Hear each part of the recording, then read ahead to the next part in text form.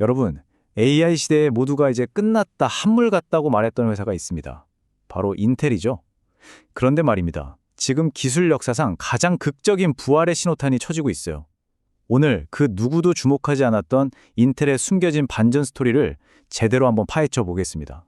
자, AI 반도체 하면 딱 떠오르는 게 있죠. 바로 GPU, 그리고 엔비디아입니다. 당연히 AI 시대의 승자는 GPU라고 다들 생각하시잖아요.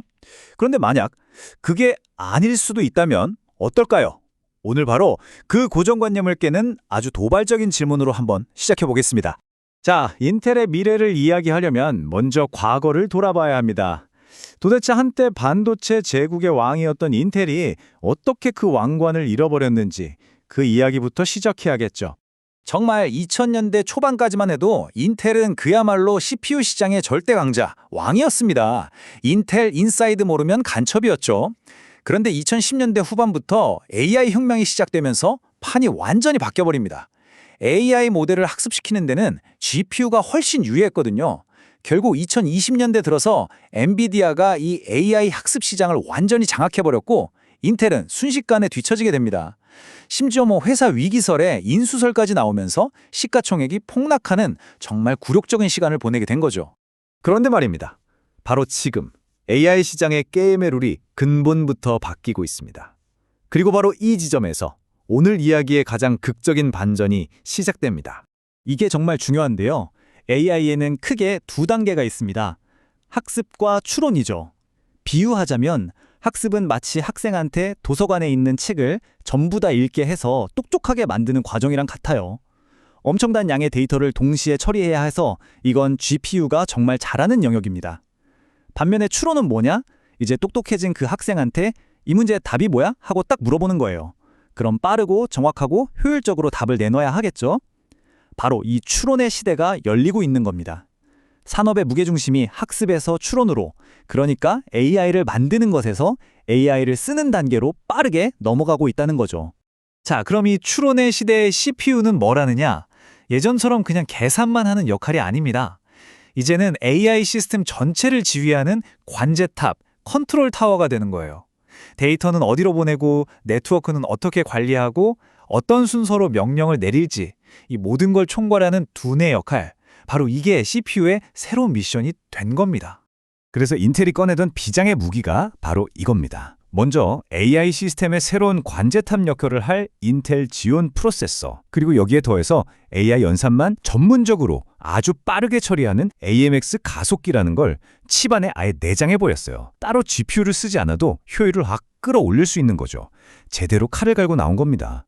이게 그냥 우리 거 좋아요 하는 수준의 이야기가 아니라는 게 중요합니다. 실제 성능 테스트, 그러니까 MLPerf 벤치마크 결과를 보니까요.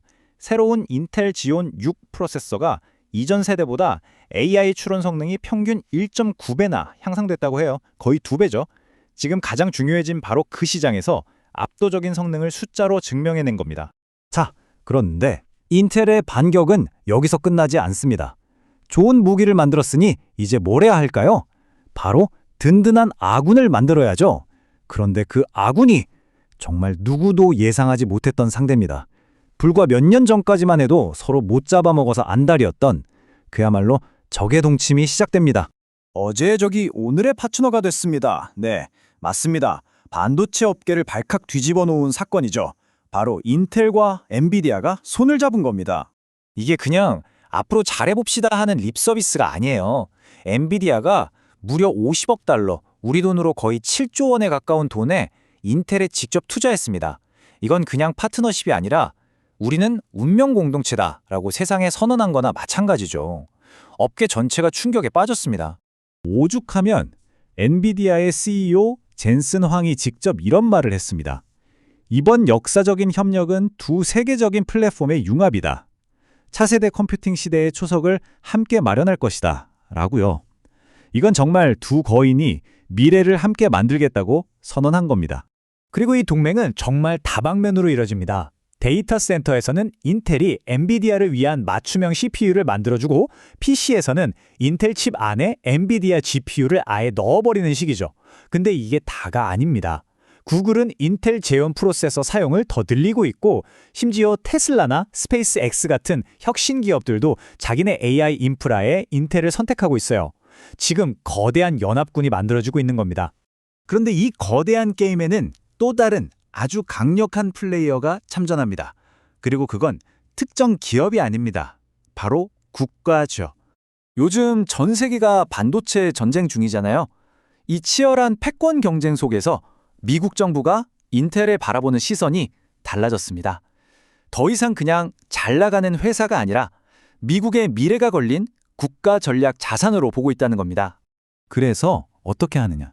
첫째, 미국 정부가 직접 돈을 투자해서 인텔의 국내 반도체 생산을 지원하고요. 둘째, 해외에 너무 의존하고 있는 반도체 공급망을 다시 미국으로 가져오는 전략의 핵심에 바로 인텔을 앉혔습니다. 이제 인텔의 가치는 단순히 돈을 얼마나 버느냐가 아니라 국가 안보에 얼마나 기여하느냐로 평가받게 된 거죠. 자, 인텔의 부활 시나리오의 마지막 퍼즐 조각이 하나 더 있습니다. 이건 인텔이 잘해서라기보다는 어떻게 보면 하늘이 도운 기회라고 할 수 있는데요. 바로 최대 경쟁사인 TSMC에 문제가 생긴 겁니다. 지금 엔비디아 같은 회사들이 만드는 최고의 AI 칩들은요, TSMC의 CoreOS라는 아주 복잡하고 비싼 첨단 패키징 기술이 꼭 필요합니다. 그런데 이걸 사려는 회사는 너무 많은데 TSMC가 만들어내는 양이 그걸 못 따라가는 거예요. 병목 현상이 생긴 거죠. 바로 이때 인텔이 우리한테는 EMIB라는 더 싸고 효율적인 대안 기술이 있다 하고 손을 든 겁니다. TSMC에 줄 서 있던 고객들에게 아주 매력적인 기회의 창이 열린 셈이죠. 이렇게 인텔이 살아나면 이건 인텔 혼자만의 이야기가 아닙니다. 인텔의 새로운 CPU가 잘 팔리면 당연히 여기에 들어가는 DDR5 같은 차세대 메모리 수요도 폭발하겠죠. 또 FCBGA 같은 고부가 가치 기판 시장도 함께 성장할 거고요. 이건 곧 우리나라 반도체 기업들에게도 엄청난 기회가 될 수 있다는 뜻입니다. 자, 그럼 지금까지의 이 놀라운 컴백 스토리를 한번 정리해 볼까요? 사실 딱 3가지로 요약할 수 있습니다. 첫째, 시장의 판이 바뀌었습니다. AI의 중심이 학습에서 추론으로 옮겨가면서 CPU가 다시 주인공이 될 수 있는 무대가 깔렸고요. 둘째, 왕이 제대로 재무장했습니다. 인텔이 바로 이 추론 시장을 장악하기 위한 제온이라는 강력한 무기를 들고 나왔죠. 그리고 마지막 셋째, 완벽한 타이밍에 강력한 지원군들이 합류했습니다. 업계의 경쟁자들이 동맹이 되고 국가가 든든한 뒷배가 되어주는 그야말로 완벽한 폭풍이 만들어진 겁니다. 어떻습니까? 정말 기술 역사의 길이 남을 위대한 컴백 드라마가 펼쳐질 모든 조건이 갖춰진 것처럼 보이지 않으신가요? 과연 인텔은 이 모든 기회를 발판 삼아 다시 반도체 제국의 왕좌를 되찾을 수 있을까요? 아니면 또 다른 변수가 나타나 이 모든 판을 뒤흔들게 될까요? 이 새로운 AI 시대, 여러분이 생각하는 진정한 승자는 과연 누가 될 것 같으신가요?